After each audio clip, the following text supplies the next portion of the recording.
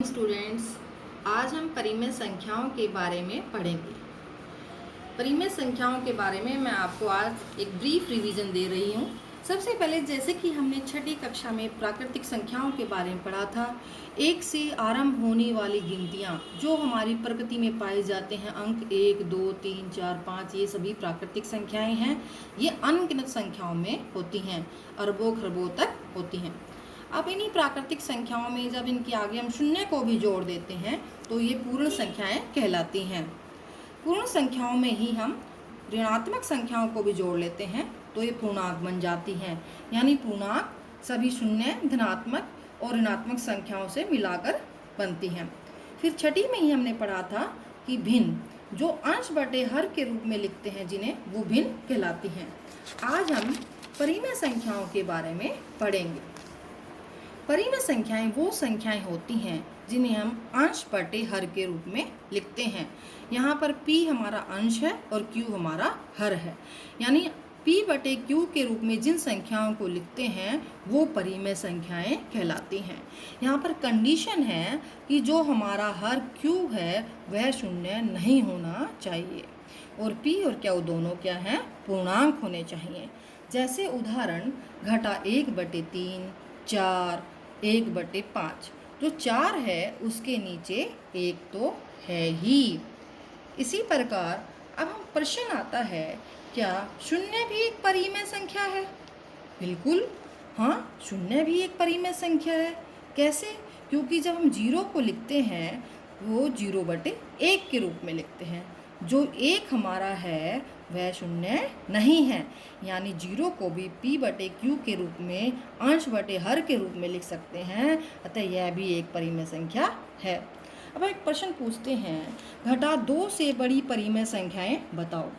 तो इसके लिए हम संख्या रेखा पर संख्याएं लिखते हैं और देख सकते हैं कि घटा 2 से बड़ी तो अनंत संख्याएं होती हैं। तो कोई भी हम संख्याएं लिख सकते हैं, जैसे घटा 1 0, घटा 3/2, 1/2 और 2। आओ हम देखेंगे संख्या रेखा पर निरूपण। अब हम यहाँ पर संख्या रेखा पर घटा 5/6 को दर्शाएंगे। सबसे पहले घटा के चिन्ह को हटाते हुए हम देखते हैं कि जो 5/6 है वो हमारा 1 से बड़ा है या छोटा है। ये हमारा 5 अंश है और 6 हर है। जब हमारा हर अंश से बड़ा होता है तो यह जो संख्या है वो 1 से छोटी होती है। अब यह 1 से छोटा है तो इसका मतलब हमारा जो ये अंक है, हमारी जो ये संख्या है वो 0 और 1 के बीच में बनेगी। फिर क्योंकि ये घटा में है तो ये 0 के बाईं ओर बनेगी। तो हम 0 के बाईं ओर 0 और घटा 1 के बीच में इसको बनाएंगे। क्योंकि 5/6 है तो हर में 6 लिखा हुआ है, तो 0 और 1 के हम 6 बराबर टुकड़े करेंगे। तो हम देखते हैं 1, 2, 3, 4, 5, 6। क्योंकि ऊपर हमारा अंश 5 है तो हम यहाँ 5वीं संख्या को 0 से बाईं ओर 5वें बिंदु पर मार्क कर देंगे, जो हमारा घटा 5/6 को दर्शाएगा। आओ एक और उदाहरण समझें, 7/4। अब हम देखेंगे यहाँ पर जो अंश है वो हर से बड़ा है, तो यानी यह जो संख्या है वो 1 से बड़ी है। कितनी बड़ी है? तो हम इसको क्या करेंगे, पहले मिश्रित भिन्न में बदलेंगे। देखो हमने यहाँ भाग किया, 4 एकम 4, 1 हमारी पूर्ण संख्या आई और 3 शेष आया, तो हम इसको लिख सकते हैं 1 सही 3/4। तो हम क्या करेंगे, इसको देख के स्पष्ट है कि ये 1 से तो बड़ी है, लेकिन ये 3/4 है तो इसका मतलब ये 2 से छोटी है।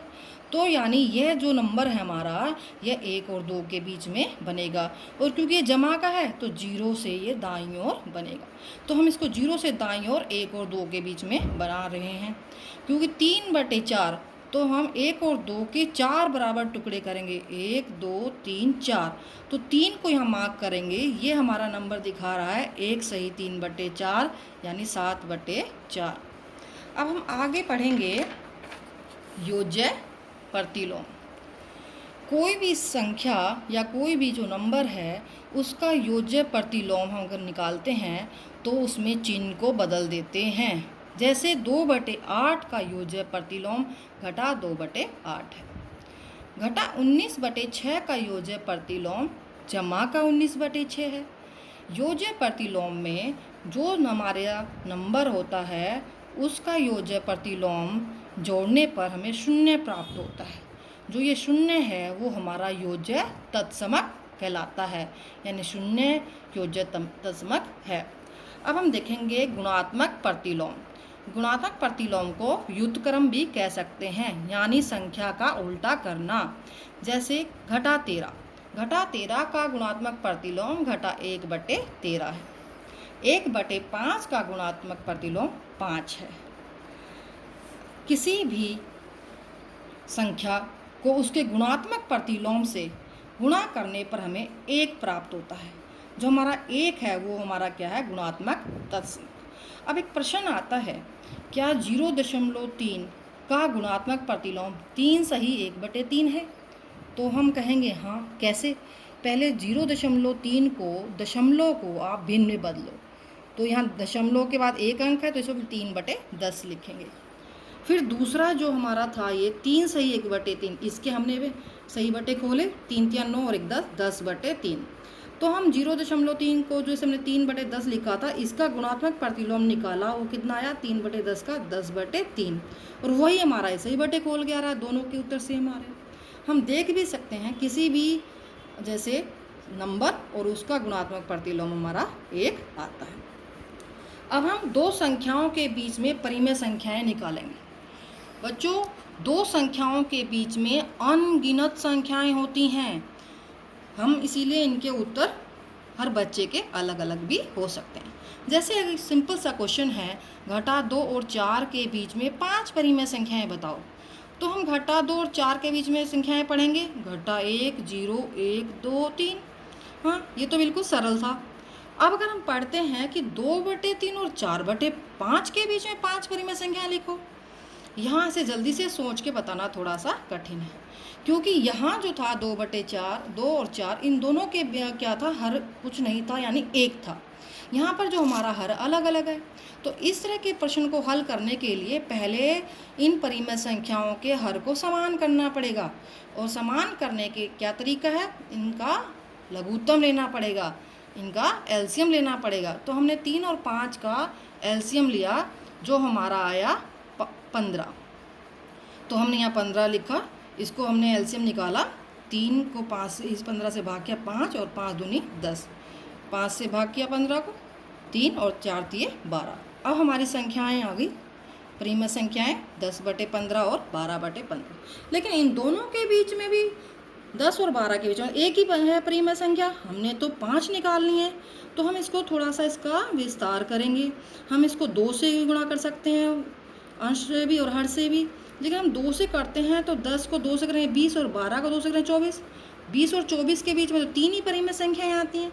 हमने तो निकालनी है 5, तो हम इसको थोड़ा सा अंक को बढ़ा देते हैं। फिर हम इसको 3 से करेंगे, मतलब 3 से ही इसको ऊपर अंश से और 3 से ही हर से गुणा करेंगे। तो ये बढ़कर हो गया 30/45, और ये बढ़कर हो गया 36/45। अब हम पता चल रहा है, स्पष्ट दिख रहा है, 30 और 36 के बीच में तो 5 परिमेय संख्याएं होती हैं। इस प्रकार हम 2 संख्याओं के बीच में परिमेय संख्याएं ज्ञात कर सकते हैं। एक और उदाहरण देखते हैं। हमने यहाँ एक घटा की संख्या ली है परिमेय, घटा 3/2, और एक जमा की। वही तरीका, दोनों के हर अलग अलग हैं, तो हमने दोनों का लघुत्तम ले लिया, 6 आया। हमने लघुत्तम किया, 2 को 6 से भाग किया, 3 3 3 9, 3 दूनी 6 और 10। तो संख्याएं बन गई 9/6, घटा का 9/6 और 10/6। यहाँ पर एक संख्या घटा की, एक संख्या जमा की है। तो इनमें तो स्पष्ट है कि जब एक संख्या घटा की जमा की है, और हम संख्या रेखा पर देख सकते हैं इन दोनों के बीच में तो कई संख्याएं हैं, और हमें केवल 5 लिखनी है। तो इसमें इनके प्रसार करने या विस्तार करने की ज़रूरत नहीं है, सीधा ही 9 और 10 के बीच की संख्याएं हम लिख देंगे।